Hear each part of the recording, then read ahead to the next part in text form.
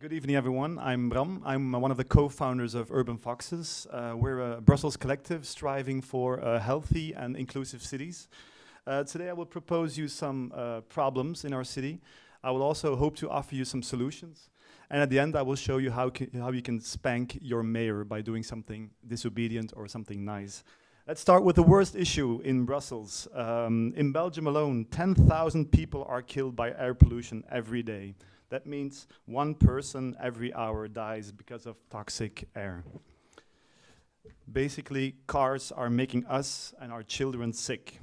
Diseases like chronic bronchitis, several cancers, and heart diseases are just some of the consequences of the carbon matter being exhausted by cars. Let's look at some facts. Not only is Brussels one of the most polluted cities in Europe, it's also the champion of congestion, traffic jams. We are the world champion of traffic jams. We're just in front of Antwerp and third place LA. This is of course, let's say, for a big part related to our policy regarding the company cars and our philosophy on cities. Cities are not just places to be, they're mostly places to transit. There's also something called traffic-inducing traffic, because it's so dangerous for little Billy to walk to school, his parents driving with the car. So this is actually things that are happening right now, and that's something what I'd like to talk to you about tonight. There are also politicians that are looking for a quick fix and easy votes, and that's why they try to dazzle citizens with the concept of the smart city.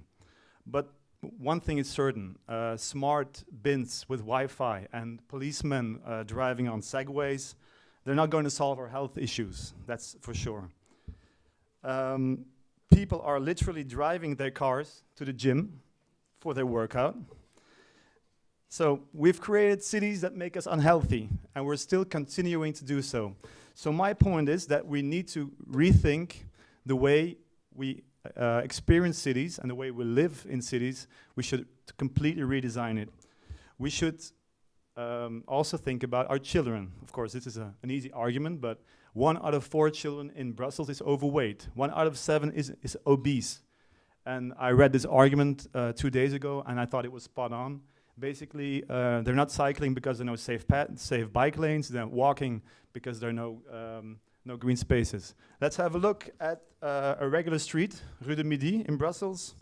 80% of the street is dedicated to cars. This is no joke, this is actually a fact. And let's have a closer look to a cartoon made by a very genius guy, Carl Jilg, who is illustrating how much space is left for pedestrians. Yeah?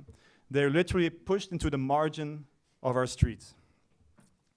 Imagine that we would design our houses the same way we would design our cities.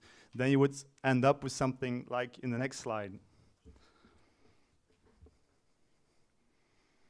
Garage in the center, and all the rest is just accessory.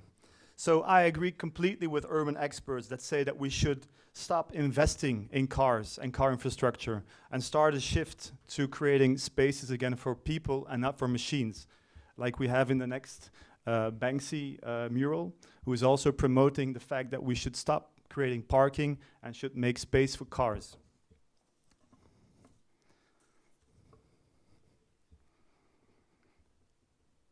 So my argument is we should create space for humans, by humans, cities for humans, to reconnect them with themselves, but also with their neighbors, with nature.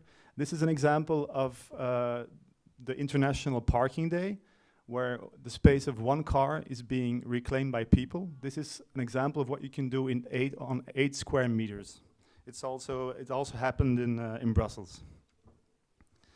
Another thing we should do, and now we're coming to the solutions, I think we should invest massively, and I cannot emphasize this enough, we should massively invest in safe bicycle infrastructure and also invest in walkability. Promote the walkability, push people to walk more by making them comfortable for them. We should also, of course, invest massively in public transport.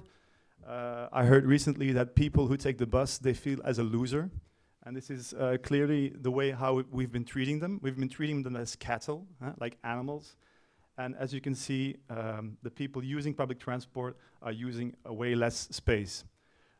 You might ask yourself, what can you do? This is how my urban story started 5 years ago. Together with some friends, we created a Facebook page. 2 weeks later, we had the biggest disobedient picnic in Brussels. And 3 or 4 years later, we have the biggest pedestrian zone in Europe. So this is something you can do. If you want to do something less activist and you want to do something nice for the community, you can offer free activities to work on social cohesion and get people outside to dream again. This is, for example, a great project by my friend Tom, who has thought of this way of bringing people together around water. You can also crowdfund a park. This is, for example, on the left photo, you can see how we were making people dream about a real park, Porte-Ninov, one of Brussels' poorest neighborhoods. And now what happens, a few years later, they're really actually starting to build a real park there. So that's what you can do. Besides that, Urban Foxes has a chance to organize 3 back-to-back European training courses on livable cities. As you can see, you have the lovely participants from all over Europe. You can also write a comic book to inform people what's happening in Turin Taxi, or you can start a pocket park. And also, if you don't know what to do, just do something small and everything will work out, I think. These are some of the things that we're doing. We're a project-based collective. We don't get any structural funding, also to stay critical. What do? We give lectures, we do co-creational workshops, and also focus on social design. That was me on Healthy Cities. Thank you. Thank you, Bram.